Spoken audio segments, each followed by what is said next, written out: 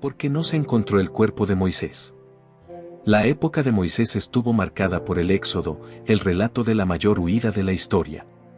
Más de 2 millones de esclavos huyeron de uno de los países más protegidos del mundo. Es una historia increíble llena de milagros, incluyendo algunos de los más conocidos de la Biblia. En aquel tiempo, los israelitas eran liderados por un hombre llamado Moisés. Él presenció más milagros que Abraham, Isaac y Jacob juntos, con varios milagros ocurriendo uno tras otro mientras Dios intervenía a favor de su pueblo. Algunos milagros parecían magia, como cuando la vara de Moisés se transformó en una serpiente, pero la mayoría eran manipulaciones naturales obvias, demostrando Dios su poder sobre todo lo que creó para el bien de su pueblo. Moisés era un hombre que escapó de la muerte al nacer. El faraón había ordenado que todos los niños varones fueran lanzados al río. La mayoría de las personas conoce esta historia. El río Nilo estaba lleno de cocodrilos, y los egipcios creían que la exterminación era necesaria para reducir el número de israelitas. Así fue como el bebé Moisés debería haber muerto, pero como José, Moisés fue criado en la corte y recibió la mejor educación en la universidad egipcia gracias a la providencia de Dios. Para los judíos, Moisés fue el segundo hombre más importante del Antiguo Testamento, después de Abraham. Su tiempo como príncipe egipcio terminó abruptamente cuando perdió la paciencia con un capataz egipcio y lo mató. Después de esto, tuvo que huir para salvar su vida. Las estadísticas de la vida de Moisés son impresionantes. Pasó 40 años pastoreando ovejas en el desierto antes de volver a vivir entre los israelitas por otros 40 años. La mano de Dios estaba claramente en acción. El encuentro de Moisés con el Señor a través de la zarza ardiente también es fascinante, no por la zarza en sí, sino por las justificaciones de Moisés. Al estar en suelo sagrado, Dios ordenó que Moisés se quitara sus zapatos primero, luego le dijo que él sería el líder para guiar a los israelitas fuera de Egipto.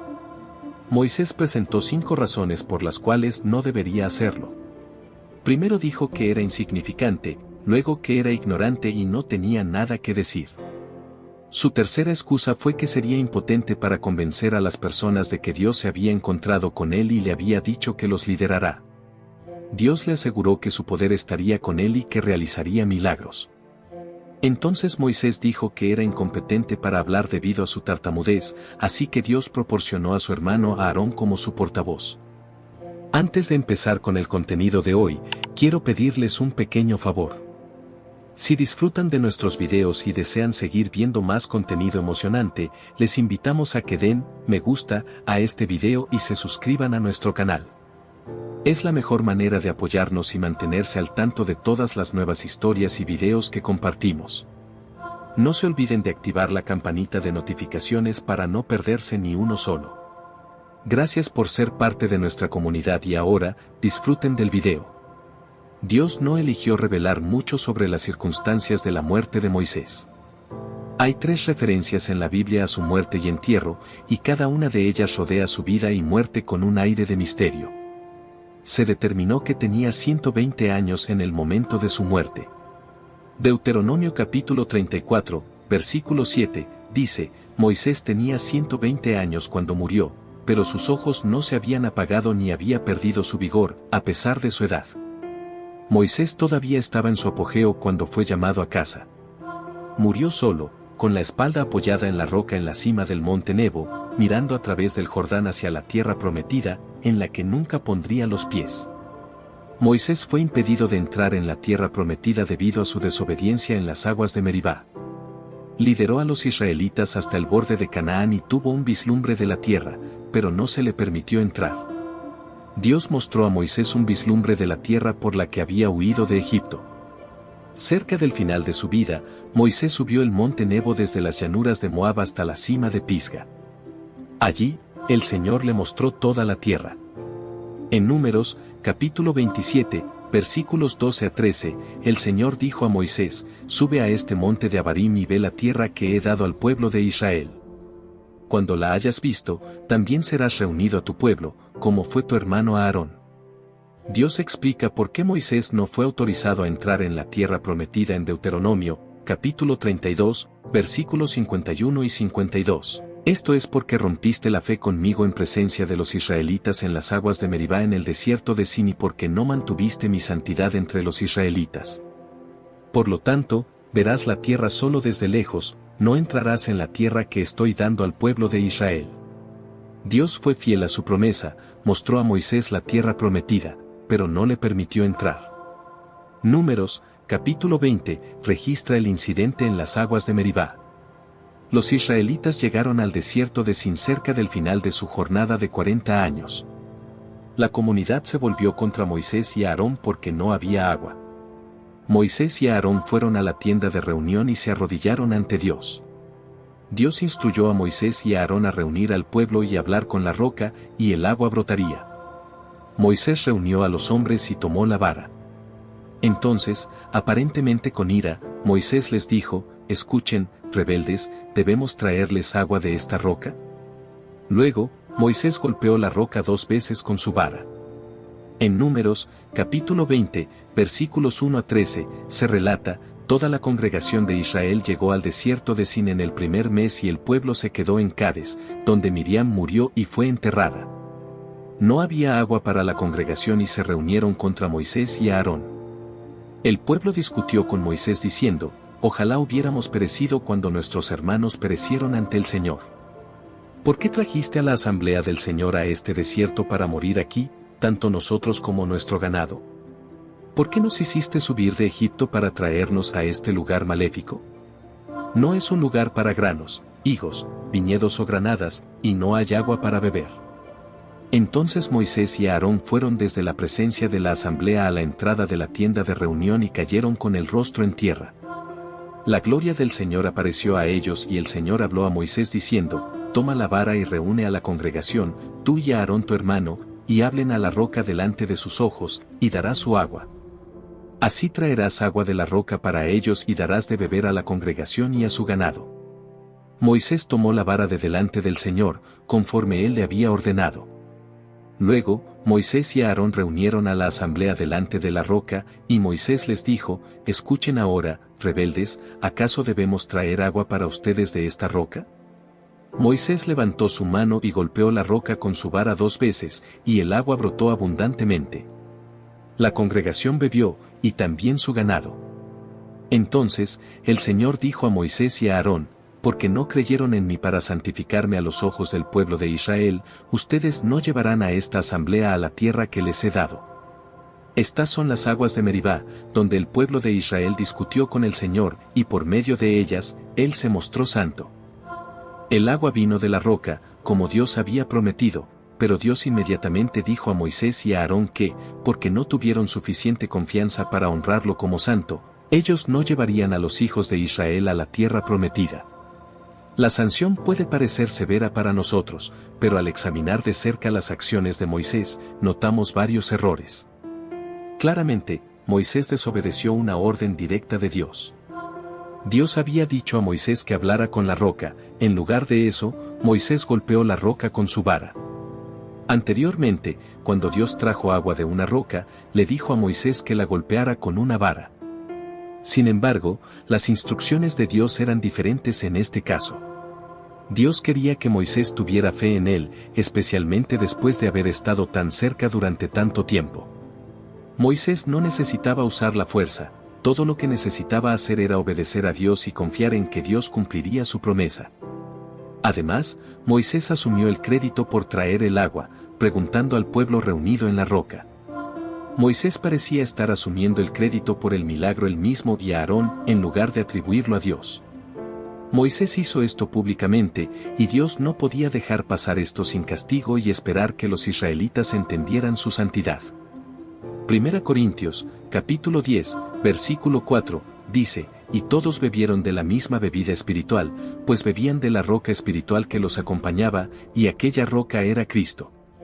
La roca que da agua es usada como un símbolo de Cristo en 1 Corintios, capítulo 10, versículo 4. La roca fue golpeada en Éxodo, capítulo 17, versículo 6, así como Cristo fue crucificado una vez, Hebreos, capítulo 7, versículo 27.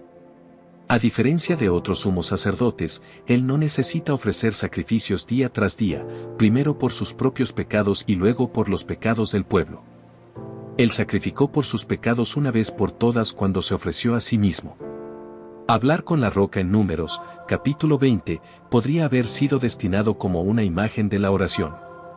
Jesús fue golpeado una vez, y él continúa proveyendo agua viva para aquellos que oran con fe a él. Cuando Moisés, con ira, golpeó la roca, destruyó la tipología bíblica y, de cierta manera, crucificó a Cristo nuevamente.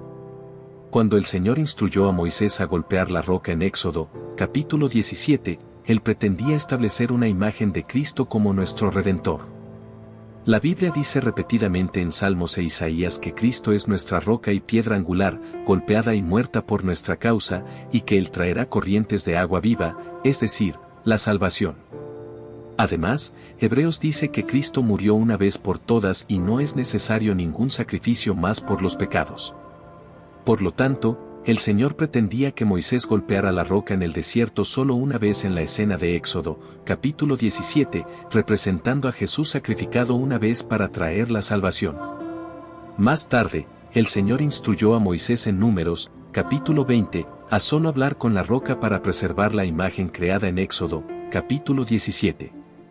Cuando Moisés eligió golpear la roca nuevamente, deshizo la imagen pintada en Éxodo, capítulo 17.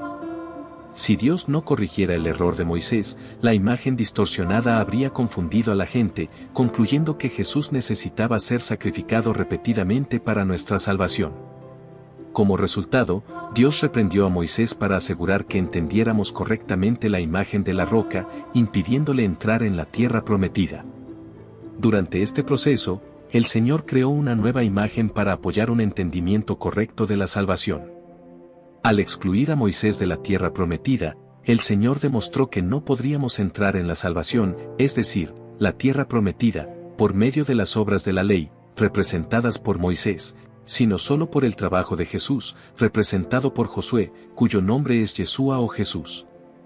El castigo de Moisés por su desobediencia, orgullo y mala representación del sacrificio de Cristo fue severo, se le impidió entrar en la tierra prometida, como se relata en Números, capítulo 20, versículo 12. A pesar de eso, nunca vemos a Moisés quejarse de su castigo, en lugar de eso, continúa liderando al pueblo fielmente y honrando a Dios. Deuteronomio, capítulo 34, versículos 1 a 6, nos muestra a Moisés, un hombre elegido por Dios, liderando a los israelitas desde Egipto hasta la frontera de la tierra prometida. Sin embargo, incluso siendo un líder tan poderoso, un solo acto de desobediencia le costó la entrada en Canaán. Está escrito en Números, capítulo 20, versículo 12, porque no creísteis en mí para santificarme a los ojos del pueblo de Israel, no llevaréis esta asamblea a la tierra que les he dado. Este texto es duro pero extremadamente claro. Moisés no pecó por ignorancia, pecó contra un mandato directo de Dios. Dios había ordenado que hablara a la roca, pero en un momento de impulso y tal vez de frustración con el pueblo que constantemente se quejaba, la golpeó no una sino dos veces. Esto puede parecer un detalle pequeño para nosotros, pero para Dios fue una cuestión de honor a su palabra y posición. Al actuar así, Moisés falló en santificar a Dios ante el pueblo, atribuyendo, aunque indirectamente, el milagro a sí mismo y a Aarón. ¿Qué podemos aprender de esto? Primero, que la desobediencia tiene consecuencias serias, independientemente de quiénes somos. Dios no hace acepción de personas. La obediencia es mejor que el sacrificio, como dice el profeta Samuel en 1 Samuel, capítulo 15, versículo 22. Moisés era el amigo de Dios, hablaba con él cara a cara como alguien habla con su amigo, según Éxodo, capítulo 33, versículo 11. Sin embargo, a pesar de esta cercanía, Moisés fue castigado. En segundo lugar, el orgullo, ese viejo enemigo del alma humana, nos hace pensar que podemos tomar decisiones sin considerar a Dios o sus mandamientos. Tal vez Moisés pensó que después de tantos años de servicio fiel, podría tomarse una pequeña libertad con el mandato de Dios. Pero como está escrito en Proverbios, capítulo 16, versículo 18, la soberbia precede a la ruina, y la altivez del espíritu a la caída. Desde las llanuras de Moab, Moisés subió al monte Nebo, hasta la cima de Pisga, frente a Jericó, y el Señor le mostró toda la tierra, Galaad hasta Dan, Neftalí, Efraín, Manasés, Judá hasta el mar más distante, el sur, la llanura del valle de Jericó, la ciudad de las palmeras, hasta Zoar.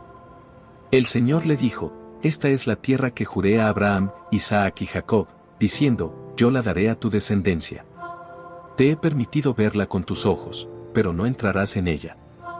Así, Moisés, el siervo del Señor, murió allí en la tierra de Moab, según la palabra del Señor, y fue enterrado en un valle en la tierra de Moab, frente a Bet-peor, pero nadie conoce su sepultura hasta hoy. A pesar de ser castigado por su falta de obediencia, Moisés murió en fe y honor. Fue honrado como el único hombre enterrado por el Señor. Moisés, el hombre que conversaba con Dios cara a cara como quien habla con un amigo, Éxodo 33 horas y 11 minutos, encontró un fin que muchos pueden considerar trágico, pero que está cargado de significado espiritual profundo. Moisés murió en la tierra de Moab no por causa de una enfermedad común o de vejez, sino como resultado directo de su desobediencia a un mandato explícito de Dios. En Números, capítulo 20, Dios instruyó a Moisés a hablar a la roca para que de ella brotara agua para el pueblo. Pero en un momento de ira y tal vez de exasperación con el pueblo, Moisés la golpeó con su vara. Por ese acto, Dios dijo: porque no creísteis en mí para santificarme ante los hijos de Israel, por eso no introducirás esta congregación en la tierra que les he dado. Números 20. Este episodio nos muestra una verdad crucial: Dios es santo y desea que su santidad sea manifestada y respetada por su pueblo. El pecado de Moisés no fue simplemente un error físico, fue un fracaso en honrar la santidad de Dios ante el pueblo que lideraba. Esto nos recuerda que, independientemente de nuestra posición o de cuánto hayamos caminado con Dios, nuestras acciones tienen consecuencias y la desobediencia trae disciplina del Señor. La muerte de Moisés fuera de la tierra prometida también nos enseña sobre la justicia de Dios. Él es amoroso y misericordioso, sí, pero también justo y verdadero. Deuteronomio 32, 4 declara: Él es la roca, cuya obra es perfecta, porque todos sus caminos son rectitud. Dios de verdad y sin iniquidad, justo y recto es Él. Dios no hace acepción de personas. Los líderes son responsables no solo por sus virtudes, sino también por sus errores. Incluso ante esa dura consecuencia, Moisés sigue siendo un ejemplo de fe. Aceptó la disciplina del Señor sin reclamar, continuando liderando y sirviendo al pueblo hasta el final de su vida. Esto refleja el carácter de alguien verdaderamente grande en el reino de Dios. A pesar de la corrección que recibió Moisés por su desobediencia, continuó honrando a Dios y cumpliendo su misión. La manera en que fue enterrado, directamente por Dios en un lugar desconocido, nos muestra que, a pesar de su falla, Moisés fue profundamente honrado por Dios. No hay mayor honor que ser cuidado por el propio Dios en la muerte. Esto nos asegura que, incluso cuando fallamos, la misericordia de Dios permanece y Él cuida de sus siervos fieles. Un evento dramático ocurrió más tarde en la palabra de Dios en este lugar, pero llegaremos a eso más adelante. El periodo de luto de 30 días por Moisés excedió el periodo normal de luto de 7 días. La mayoría de nosotros no gusta de decir adiós a aquellos que nos son queridos. La separación es difícil, ya sea en una escuela o en un cementerio. Creemos que es apropiado llorar como hijos de Dios, pero no hay necesidad de desesperarse, pues sabemos que tenemos dolor aquí, pero los fallecidos no tienen dolor allá. Estamos luchando aquí, pero los fallecidos no están. El luto que se extendió por 30 días no fue solo un tiempo para llorar lo que se perdió, sino también un momento para reflexionar sobre lo que permanece. La nostalgia aprieta y la vida, esa señora de pasos largos e inciertos, no espera a nadie. Lloramos, sí, pero como quien conoce la esperanza que no se ve, pero que se cree con todo el corazón. Como bien sabemos, amos de noche, pero la alegría viene por la mañana, como tan sabiamente cantó el salmista en los Salmos. La separación, esa dura realidad que todos enfrentamos, es como una carretera que todos tenemos que recorrer queramos o no y, como es dura esa carretera. Pero no estamos solos en ella. Aún en el dolor somos una familia, hijos del mismo Padre, caminando lado a lado, apoyándonos unos a otros. Porque, después de todo, la vida es ese ir y venir constante, un soplo que se va tan rápido como llega. Pero vean bien, aquí entre nosotros esa tristeza no es un pozo sin fondo, ella tiene sus límites pasados por la mano de quien todo creó. Pues como está escrito, ni la muerte, ni la vida, ni ángeles, ni principados, ni potestades, nada podrá separarnos del amor de Dios que está en Cristo Jesús nuestro Señor. Romanos 8, 38-39. Por lo tanto, incluso en el valle de la sombra de la muerte, no tenemos que temer mal alguno, pues Él está con nosotros y su vara y su cayado nos consuelan. Salmo 23:4. Es cierto que el adiós duele, que el vacío es un silencio ensordecedor. Pero, oh, como es glorioso saber que para aquellos que creen, cada despedida es solo un hasta luego. Pues nuestros amados que partieron antes de nosotros no están perdidos en las sombras, sino que reposan en la luz infinita del Eterno, donde no hay más llanto ni dolor ni adioses. Entonces, mis queridos, mientras caminamos por este valle de lágrimas, que podamos siempre recordar las palabras de consuelo que resuenan a través de los siglos, prometiendo un reencuentro que secará toda lágrima y curará todo corazón roto. La muerte, esa vieja enemiga, ya está derrotada, y la vida, esa dulce promesa, nos espera con brazos abiertos del otro lado del río. Sabemos que los fallecidos están en paz en la presencia de Dios. Siglos después, leemos en los evangelios que Moisés habló con Jesús en la cima de una montaña, pero él nunca entró en Canaán en su vida terrenal. Fue enterrado en el monte Nebo, aunque no por su propio pueblo. Según varios comentaristas, Dios enterró a Moisés en secreto y sin una marca de sepultura para evitar que la tumba se convirtiera en un santuario o un lugar de adoración. Esto parece plausible dado la propensión de los israelitas hacia la idolatría. Otro misterio involucra a Judas capítulo 1, versículo 9, donde aprendemos que cuando Moisés murió, el arcángel Miguel disputó con Satanás por el cuerpo de Moisés. Esta historia abarca a Moisés y dos personajes más. El primero es Satanás, descrito en la Biblia como un enemigo angelical de Dios y, por extensión, el enemigo y oponente de aquellos que siguen a Dios. Este episodio nos lleva a uno de los rincones más oscuros y misteriosos de la Escritura, donde el cielo y la tierra se cruzan en un duelo espiritual que confieso eriza hasta al más firme de los creyentes. En ese momento cuando Moisés entregó el Espíritu, no fue solo el fin de una jornada terrenal, sino el inicio de una lucha celestial por el destino de su alma, algo que va mucho más allá de lo que nuestros ojos pueden ver. Imaginen solo, el arcángel Miguel, ese guerrero de luz, enfrentando al propio Satanás, la serpiente antigua, en un combate sobre el cuerpo de Moisés. Es como si incluso en la muerte, la vida de Moisés siguiera siendo un campo de batalla entre el bien y el mal, una clara representación de la guerra que todos nosotros, seguidores de Cristo, enfrentamos día tras día. Satanás, ese enemigo astuto, no es solo una figura de lenguaje, es real como el sol que nos ilumina y la luna que guía nuestras noches. En la Biblia, él es pintado con colores oscuros, siempre al acecho, buscando desviar a los hijos de Dios del camino recto. Pero vean, no es cualquiera quien entra en escena para disputar con él, es el propio arcángel Miguel, cuyo nombre significa quien como Dios. Una pregunta retórica que resuena a través de las eras como un grito de desafío contra cualquier fuerza que se levante contra la soberanía divina.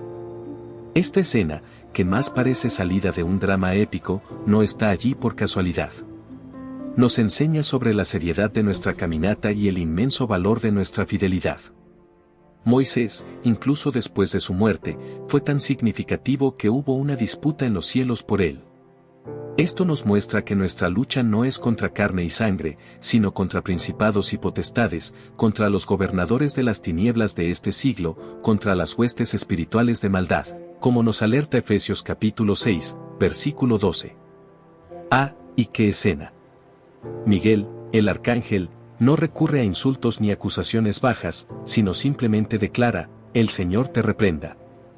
Estas palabras, cargadas de autoridad divina, son un recordatorio de que la verdadera fuerza no viene de nosotros, sino del alto, del trono de la gracia. Esto es una lección para todos nosotros en nuestras propias luchas, en las batallas diarias que libramos en nuestros corazones y mentes. La victoria viene no cuando confiamos en nuestra propia fuerza, sino cuando confiamos en la justicia y en la soberanía de Dios para reprender el mal. Génesis capítulo 1, versículo 31, dice que aunque todo lo que Dios creó era bueno, Satanás eligió rebelarse contra el Señor y muchos otros ángeles siguieron su rebelión, Ezequiel capítulo 28, versículo 15 e Isaías capítulo 14, versículos 12 a 17. Satanás tentó a Eva a pecar en el jardín del Edén y Adán la siguió en el pecado, sumergiendo a toda la raza humana en una maldición, Génesis capítulo 3, versículos 16 a 19 y Romanos capítulo 5, versículo 12. Representado como una serpiente y dragón en la Biblia, Satanás es el adversario constante del pueblo de Dios. La lucha espiritual es real y constante, pero tenemos la certeza de que la victoria final pertenece a Dios. Moisés, a pesar de sus fallas, sigue siendo un ejemplo de fe y obediencia. Su vida y muerte nos enseñan que Dios es justo y misericordioso, y que siempre podemos confiar en su soberanía y amor. En Génesis capítulo 3, versículo 1, y Apocalipsis capítulo 12, versículo 9, se describe a Satanás como el autor del engaño y la tentación, así como el padre de la mentira. Jesús mismo lo llama asesino desde el principio en Juan 8:44. Él promueve doctrinas falsas y astutamente busca mantener a los incrédulos en cautiverio espiritual, como se menciona en 1 Timoteo capítulo 4, versículo 1, donde se advierte que en los últimos tiempos, algunos abandonarán la fe y seguirán a espíritus engañadores y enseñanzas demoníacas. La Biblia proporciona la siguiente información sobre Satanás: es un ser personificado con mente, sentimientos y capacidad de elección, como se ve en Job capítulo 1, donde se presenta ante Dios para desafiar la fe de Job. Es un ser creado, no equivalente a Dios, como se afirma en Ezequiel capítulo 28, versículo 15, que destaca su origen y su rebelión. Esta advertencia es crucial para los creyentes, ya que vivimos en tiempos donde la verdad puede ser fácilmente torcida y muchos pueden ser seducidos por falsas enseñanzas. Debemos estar firmes en la verdad de las Escrituras para no ser arrastrados por estas olas engañosas. Satanás, descrito con características muy humanas, tiene la capacidad de pensar, sentir y elegir sus acciones, y usa su astucia para intentar desviar a los fieles. Satanás no es rival de Dios en poder ni en esencia. No hay comparación posible entre el Creador y la criatura. Este entendimiento debe ser un faro para nosotros, navegantes en el mar turbulento de la vida. Conocer bien la verdad de la Escritura es fundamental para identificar las mentiras cuando se presentan. Como Jesús en el desierto, debemos responder a las tentaciones y engaños con está escrito, usando la verdad de la Biblia como nuestra arma más poderosa. El infierno no es el dominio de Satanás, fue creado como sentencia para él y sus demonios. Este lugar de castigo eterno subraya la justicia de Dios y el destino final del mal. Satanás, aunque poderoso, está destinado a la derrota y el juicio final, asegurando a los creyentes que la victoria última pertenece a Dios. En resumen, debemos estar vigilantes y bien fundamentados en la verdad bíblica para resistir las tentaciones y engaños de Satanás. La Escritura es nuestra guía y arma en esta lucha espiritual, y la promesa de Dios es que, a pesar de las pruebas y desafíos, su verdad y justicia prevalecerán.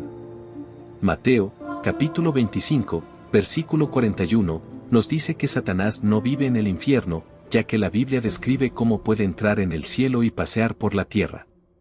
En el libro de Job, capítulo 1, versículos 6 y 7, vemos que él solo puede hacer lo que Dios permite.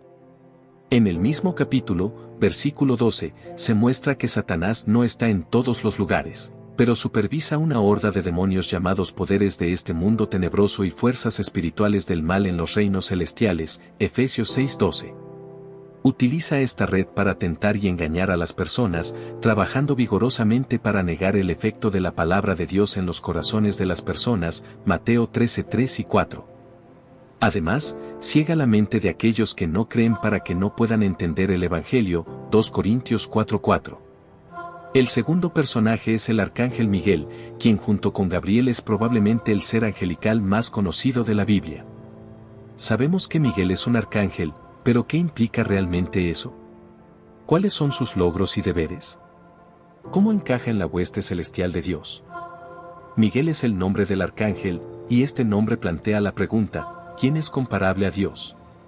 Muchos padres judíos y no judíos que nombraron a sus hijos Miguel no tenían ni idea del significado del nombre. Judas hace mención a esta referencia pasajera, generando debate entre los estudiosos bíblicos. No sabemos cuándo ocurrió este debate angelical, pero fue probablemente durante el entierro de Moisés.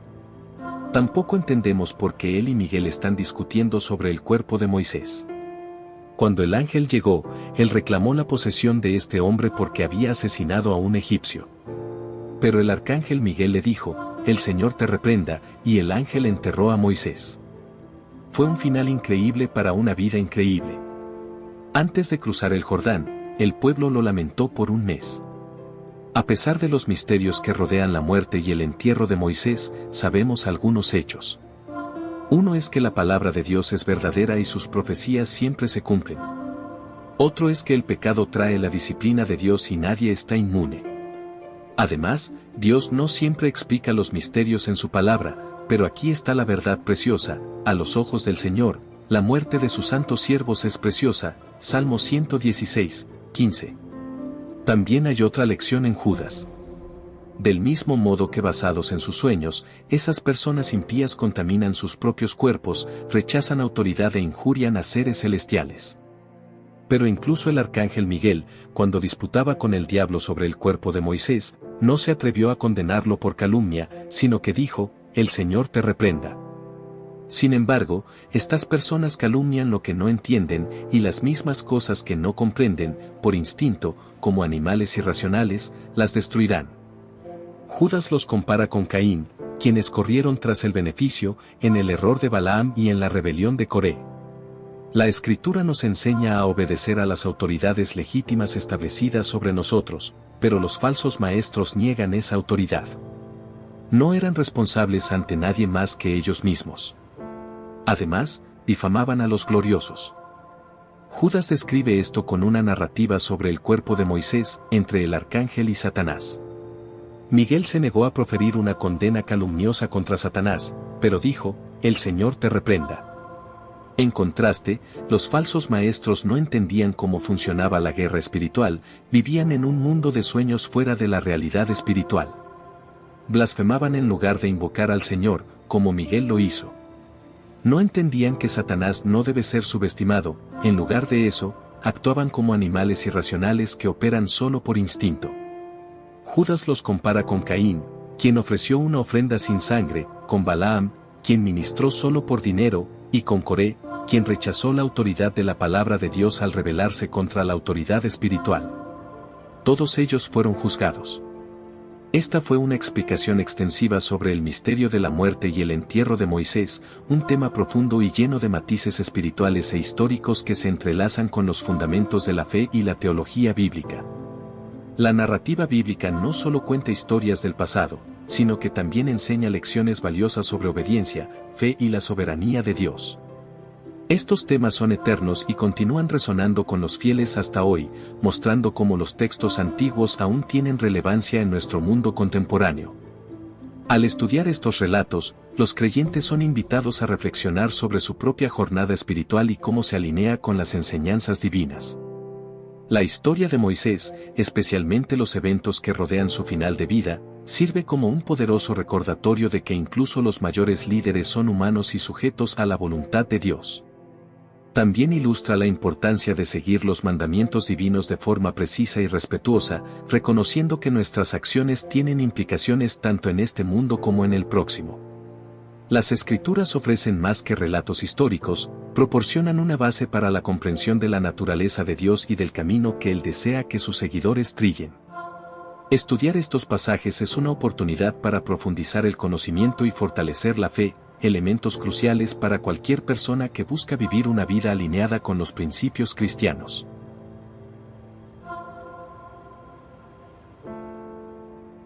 Si te gustó, deja tu me gusta, suscríbete al canal y comparte con aquellos a quienes amas. Hasta luego.